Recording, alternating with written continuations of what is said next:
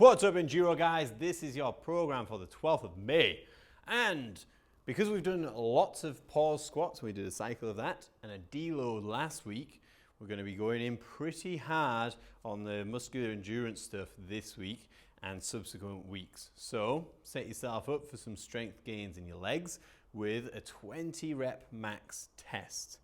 So you're going to do a technical max. The weight isn't going to be that bad and that dangerous at 20 reps. However, I'd still like the quality of the movement to be a priority.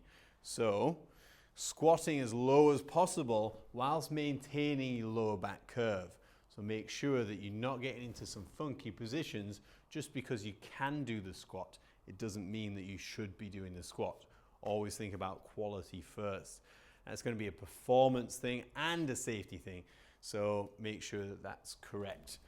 So back squats, just quickly, setting your feet shoulder width apart, slightly turned out, chest nice and tall, squatting between your hips, hitting a bottom position that you feel is safe for your mobility, which you should be up to date with on knowing where to focus your time on.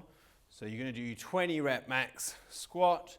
You can do this, probably aim to do 50% of your 3 rep max. So when you previously tested your 3 rep max, aim for 50% of that on your first working set. And that should give you a good gauge as to how much more weight you can put on and then hit for a full 20 rep max. Shouldn't be too far off. And then once you've done that, recover a fair bit and then on to part B.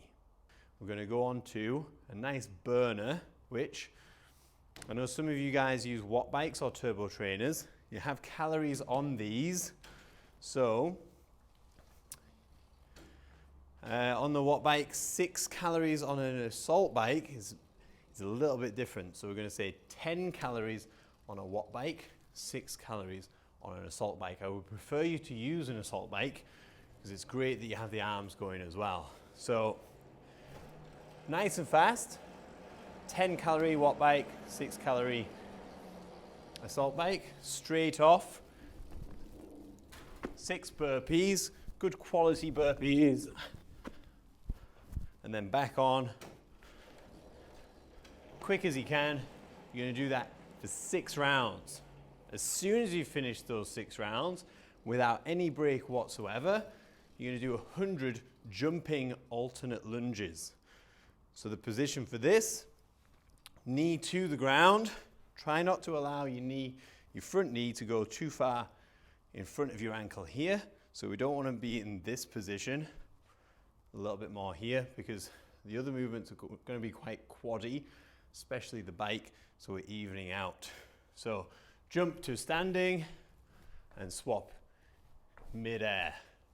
So don't shorten that to this movement. It's not a flip with the feet, it's a full extension and a swap mid-air. It's going to be a super burner. Once you've done 100, you're then going to do 4 rounds of 10 calories on a watt bike or 6 on an assault bike, 6 burpees, 75 jumping lunges, then 2 rounds and finish with 50 jumping lunges. That's it for the workout, and then finish with a core side plank finisher, 30 seconds each side, no rest in between, 5 times round. And then that's that for day 1. Okay, day 2 is going to be a 20-minute row as far as you can at your 2,000 meter pace.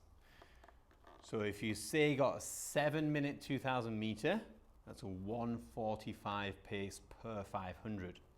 So you're going to set off on the rower and you're going to row as far as you can at that pace or quicker. So every stroke is going to be less. It's going to be 1:45 or less. If you do one stroke that's 1:46, that's strike 1 of 3.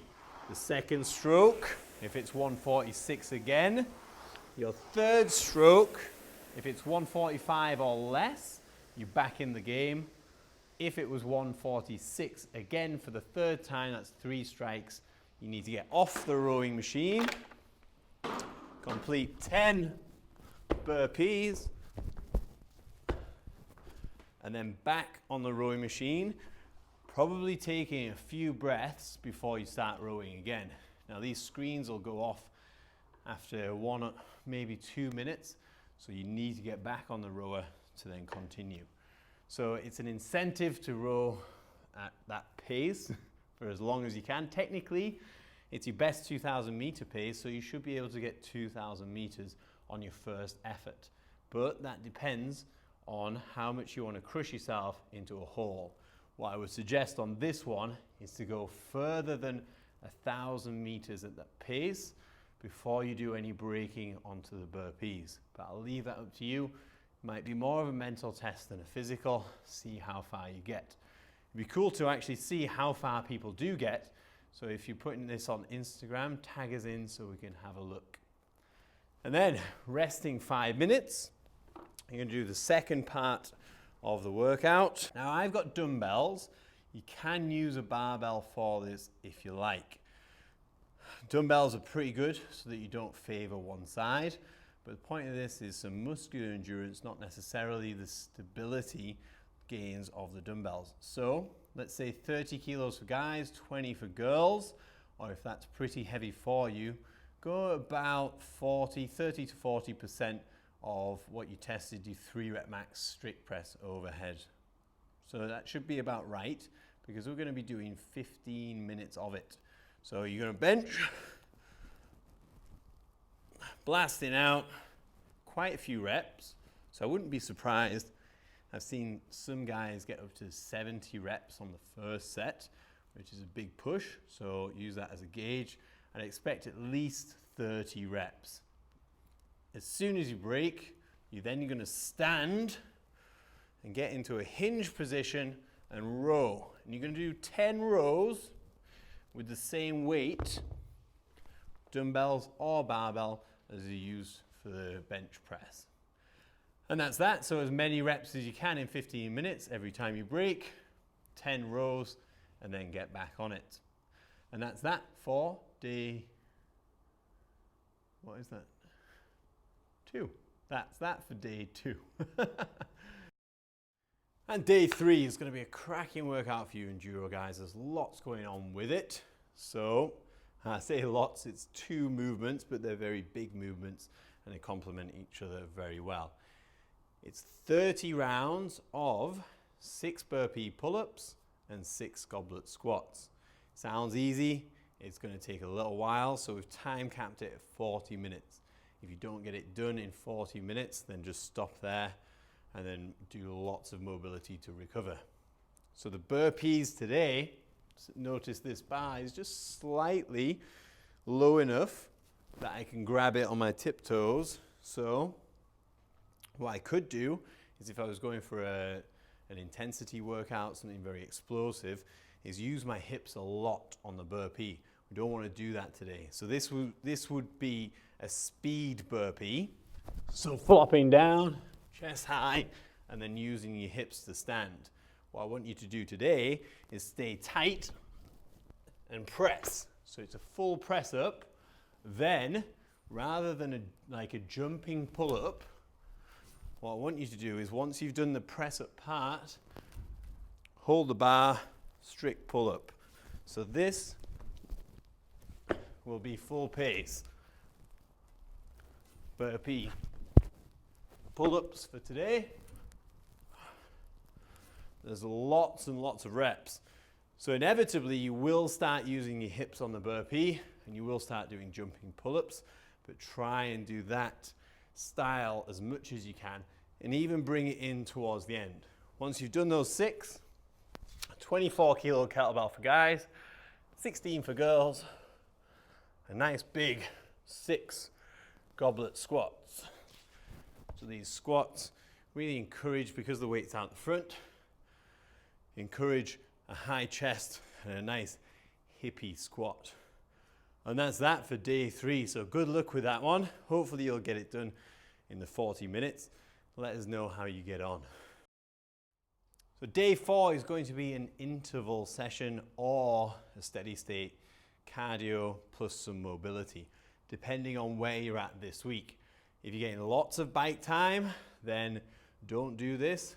Recover for prioritizing bike time, racing, weekends, evenings, whatever. So the running is particularly good if you feel like you have a deficit in your cardio. So the intervals are there on the PDF. Check those out. There's also an option to do those intervals on a turbo trainer, watt bike, or an assault bike. So we did a fair bit of rowing. The preferred option, apart from running, would then be on a static bike.